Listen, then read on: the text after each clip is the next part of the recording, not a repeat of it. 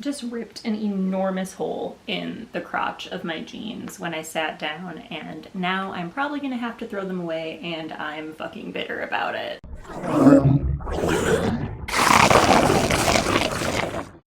Hey everybody, my name is Sam. Welcome back to my channel. Today I decided I'm just gonna, take it easy, have some wine, and do a tag video because.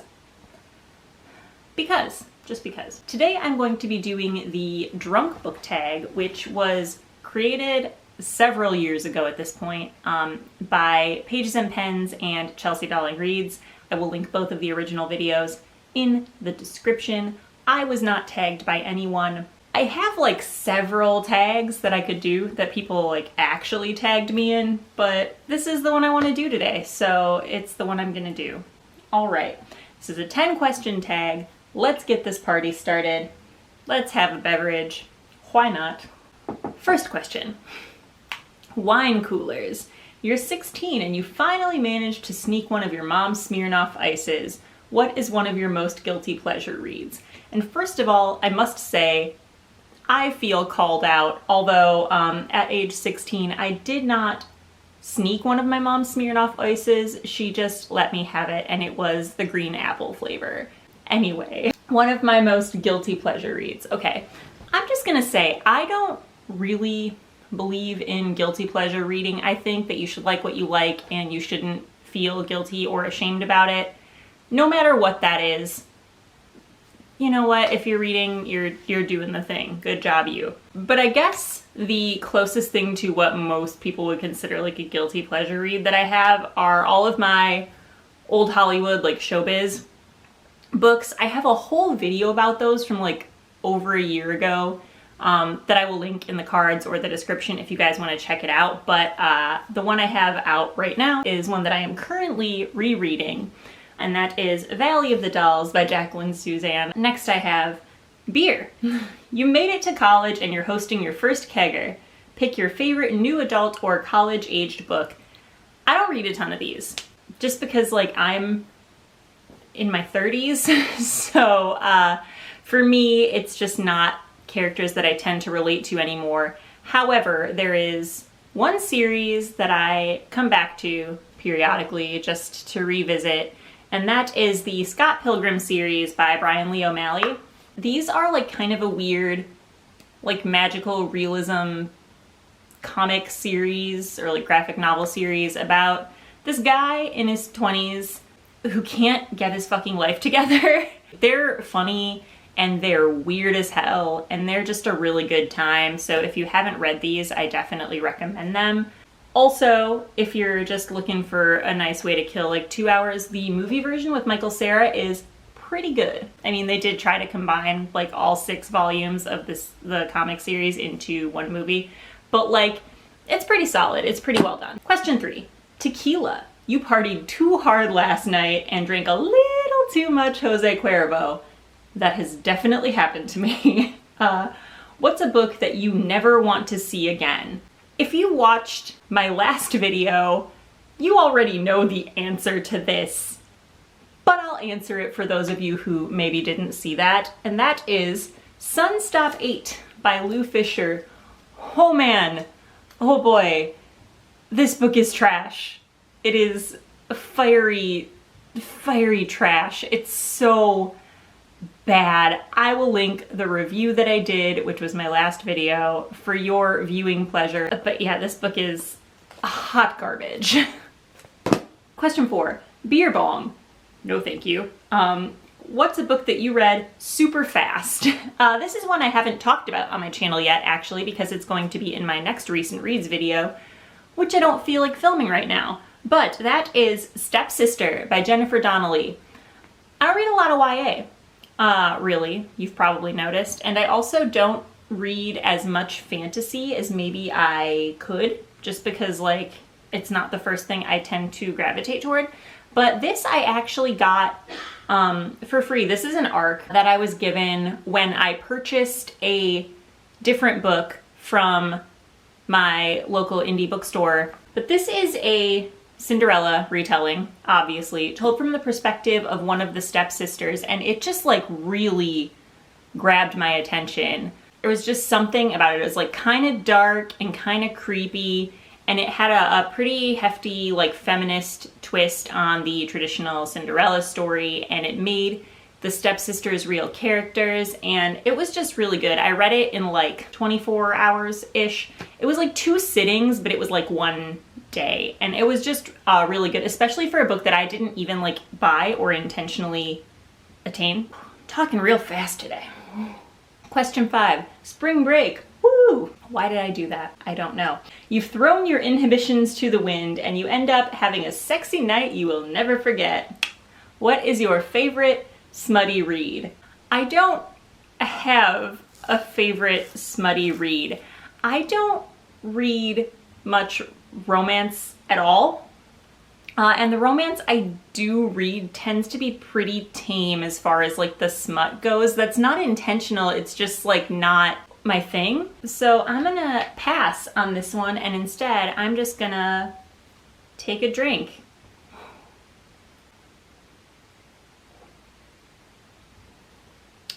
I do have 2 answers for 2 other questions though, so like you guys can let it slide, right? Cool. Question 6, Screwdriver. What is the most twisted book you've ever read? This is one of the ones I have 2 answers for.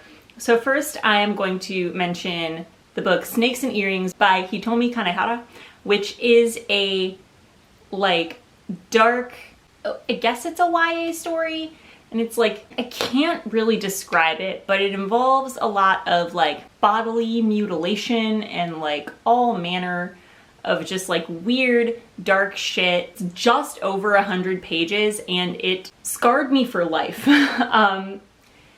It's not that it was a bad book, it's just that it was really, like, I wasn't prepared for it. Even though I was warned about how weird it was, I just like wasn't ready emotionally to read that book. I don't even have my copy anymore. I just like, I don't think I would ever reread it, so I unhauled it a while back. The next one I have is a graphic story. I would not call it a graphic novel because I do not think it is long enough to qualify as a novel, but that is Beautiful Darkness by Fabien Vehlmann.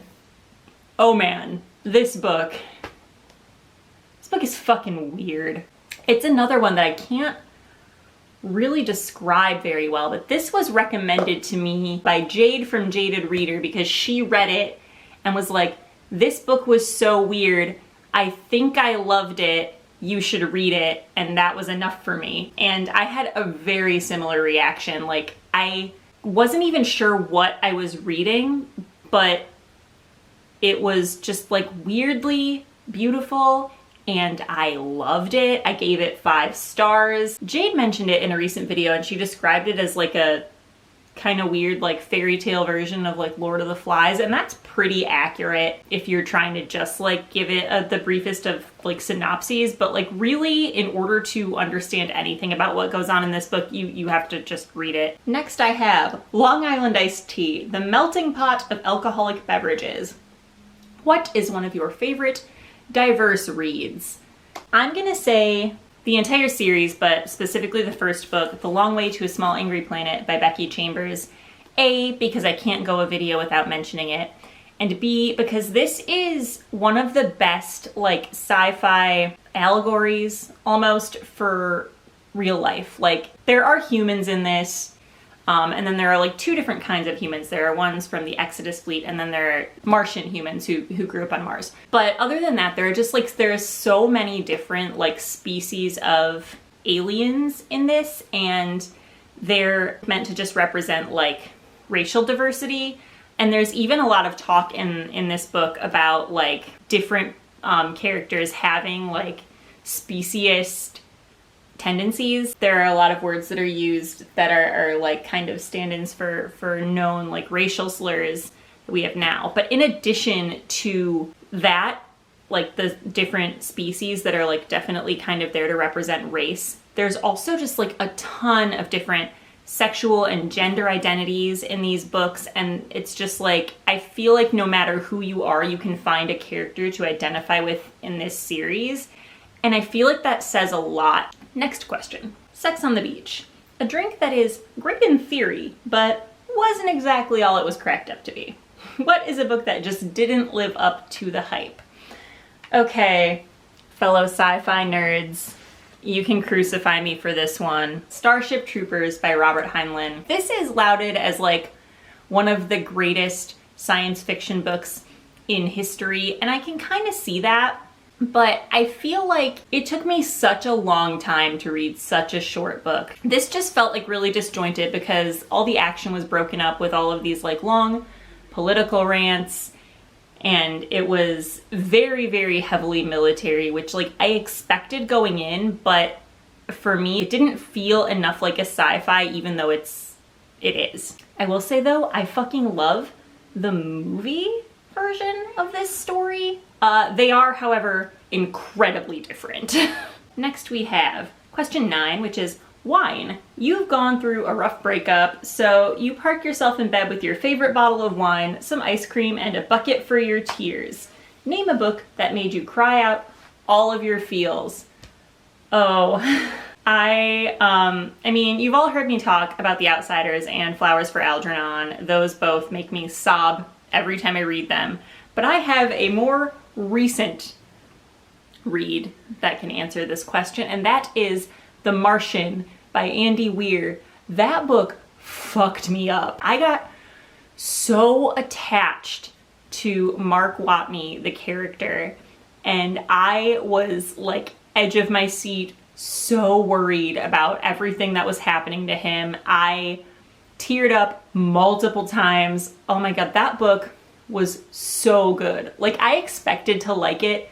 I did not expect to like it nearly as much as I did. I didn't expect it to be as emotional as it was, especially because it is so science heavy, but it's also so super character focused. It gave me everything I didn't know I needed in a book. It was so fucking good. Also, the movie, solid. Liked it. Liked it a lot. I feel like this video is just turning into me talking about movie adaptations I like.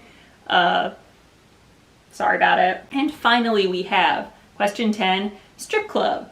What is the sexiest naked book? I have 2 answers for this, even though I actually don't really read hardcovers, like ever, at all. Lately, I have been trying to support my local indie bookstore, so I have been purchasing more physical books new than I normally would. So I have one, and that is Tuesday Mooney Talks to Ghosts by Kate Racculia.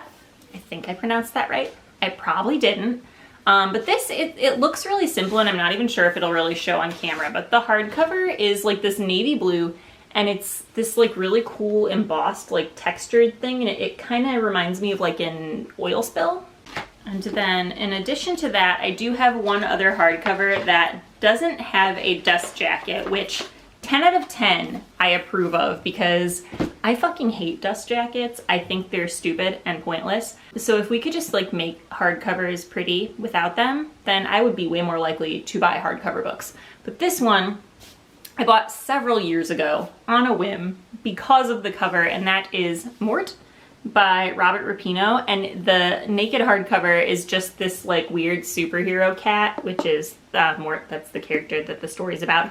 I still haven't read this, but it is a cool looking book. Am I right? Okay, that was my drunk book tag.